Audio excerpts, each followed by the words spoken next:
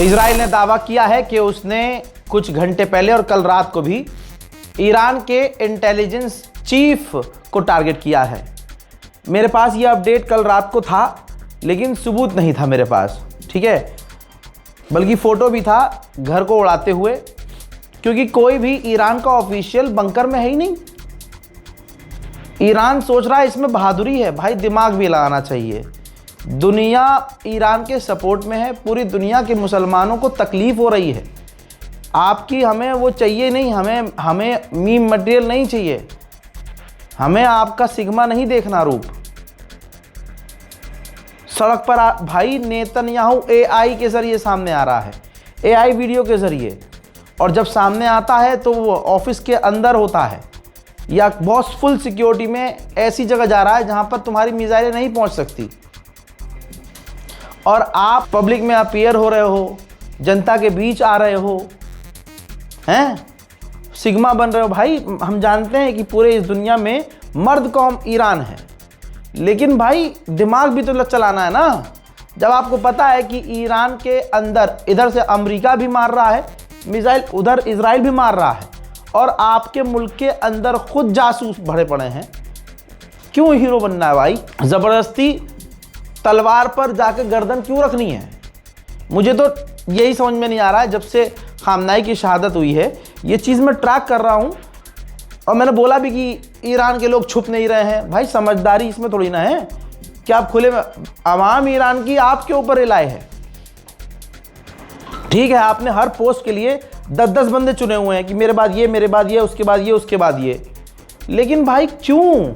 बहरहाल दोस्तों, ईरान जैसे एक्सेप्ट नहीं करता है, ईरान ने अभी तक एक्सेप्ट नहीं किया है, क्योंकि अभी दुनिया को, ईरान के लोगों को अली लारिजानी की शहादत का जो दुख है वो सो है।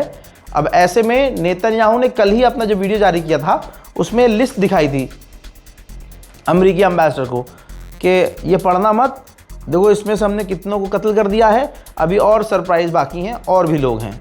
और उसके बाद खबर आती है, रात को ही आ जाती है, कि ईरान के इंटेलिजेंस चीफ को हमने निशाना बनाया है। और अब कल रात से अब तक 5वीं बार क्लेम कर चुका है इजराइल कि भाई हमने ईरान के इंटेलिजेंस चीफ को ही मार दिया। अब बताइए, ईरान के इंटेलिजेंस चीफ को मार दिया, मजाक चल रहा है यार? तुम सिक्योरिटी में नहीं रह रहे? अल्लाह है, हाँ अल्लाह ही है, लेकिन भाई आप इस्तेमाल तो जो अल्लाह ने आपको काबिल बनाया है, आप सिक्योरिटी का इस्तेमाल करो अपनी। भाई आप बंकर में जाओ, आप सेफ जगह पर जाओ। नहीं, हम तो ईरान से भी बाहर नहीं जाएंगे, हम तो बंकर में भी नहीं जाएंगे, हम सिक्योरिटी, हम तो पब्लिक में रहेंगे। अरे भाई साहब, दुख हो रहा है सारी दुनिया को। भाई सीधी बात, मेरी तरफ से ये तो ईरान की बेवकूफ़ी है। इजराइल के डिफेंस मिनिस्टर ने ऐलान किया है कि हम और भी इसी तरह से लीडरशिप को टारगेट करेंगे, लीडरों को मारेंगे, और हमें अपने प्रधानमंत्री या राष्ट्रपति या हाई लेवल से पूछने की ज़रूरत नहीं है, हमें पूरी खुली छूट है। यानी इजराइल के ऑफिशियल कह रहे हैं, डिफेंस मिनिस्ट्री कह रही है कि हम और भी लीडर्स को मारेंगे, ये तो विदेश मंत्री को भी मार देंगे। दुनिया तो खुश है भाई, दुनिया गुलाम रहना चाहती है अमेरिका की, और मुसलमानों से नफरत करने वाले बहुत लोग हैं, तो वो इस एंगल से भी देख रहे हैं, क्योंकि उन्होंने एक वक्त तक अंग्रेज़ों की गुलामी की थी और अंग्रेज़ों के तलवे चाटे थे।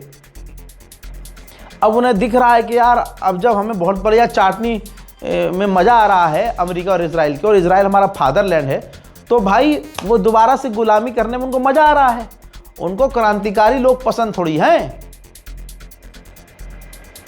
आप ये बयान सुनिए जिसमें डिफेंस मिनिस्ट्री ऐलान कर रही है कि हम और भी लोगों को निशाना बनाएंगे, ऑफिशियल लोगों को। तो बागची को भी कत्ल कर दिया जाएगा, ईरान के विदेश मंत्री को भी मार दिया जाएगा। भाई ईरान का हर ऑफिशियल सीधा कत्ल करने के लिए काम चल रहा है। क्या होगा ईरान का? ईरान को थोड़ा दिमाग खुद लगाना चाहिए कि इतनी हीरोगिरी सही नहीं है। עוצמת התקיפות באיראן עולה מדרגה. אנחנו בעיצומה של ישורת ההכרעה.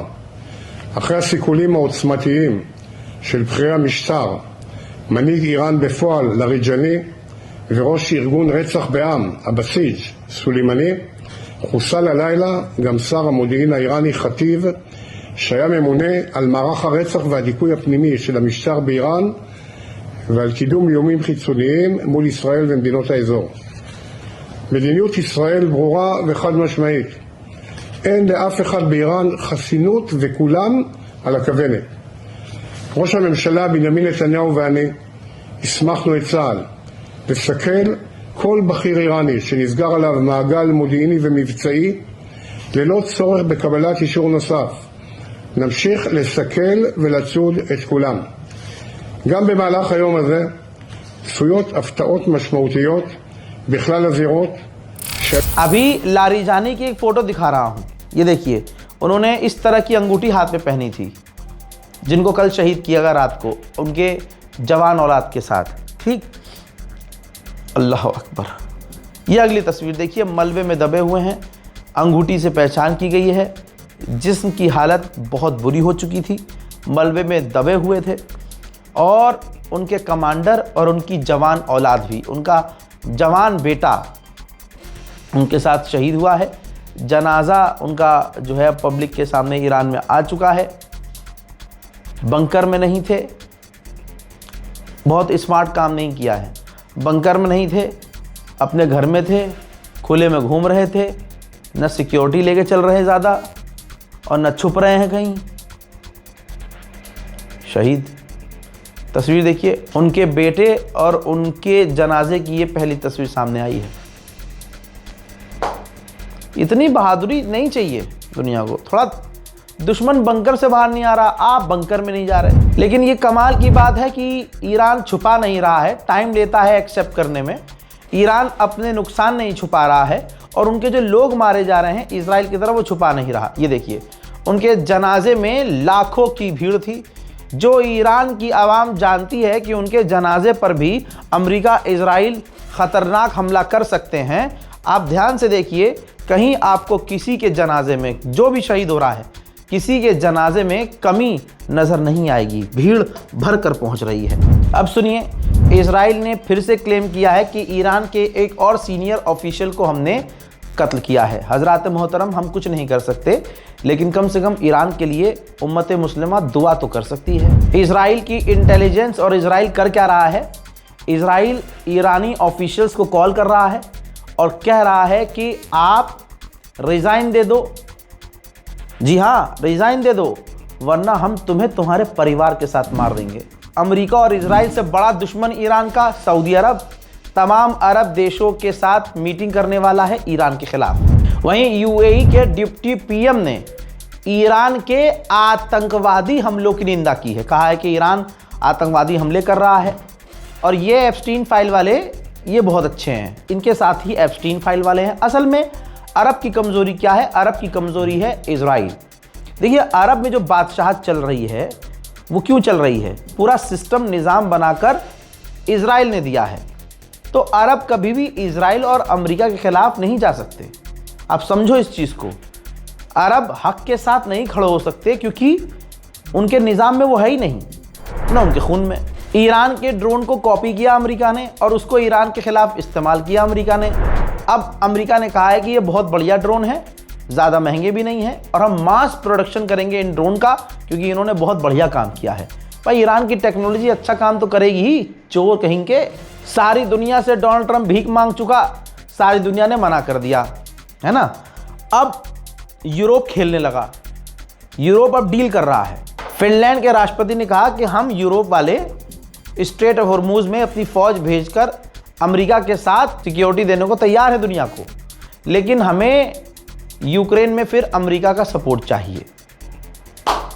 हर आदमी को, हर इंसान को, हर देश को किसी न किसी से मतलब है, अपना मतलब निकालना है सबको। इस बहती गंगा में सबको हाथ धोना है।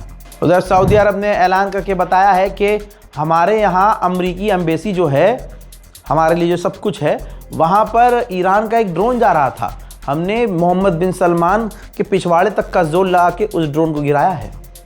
हज़रात, मोहम्मद बिन सलमान की वजह से बताइए जो भी ईरान के साथ हो रहा है ना, इसमें एक बड़ा किरदार इजराइल का जैसे है, वैसे ही कैरेक्टर और किरदार बहुत अहम मोहम्मद बिन सलमान का है।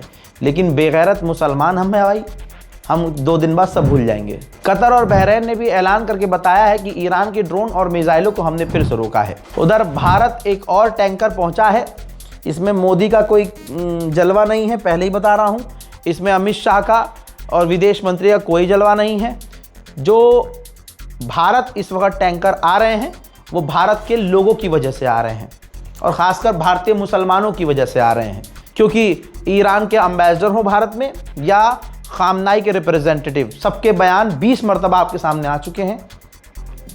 पीपल ऑफ इंडिया उन्होंने वर्ड यूज़ किया है। यहाँ तक कि ईरान की एम्बेसी जो भारत में है उसने एक वीडियो जारी किया है। ध्यान से देखिए भाई, मेडिकल एड भेजी है भारत के लोगों ने ईरान को, तेहरान पहुंच गई है।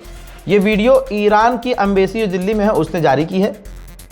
आप यहां देखिए, साफ साफ लिखा हुआ है जो बॉक्स से है कि भारत की जनता द्वारा ईरान के इस्लामिक गणराज्य की रेड क्रिसेंट सोसाइटी को दान की गई चिकित्सा सहायता।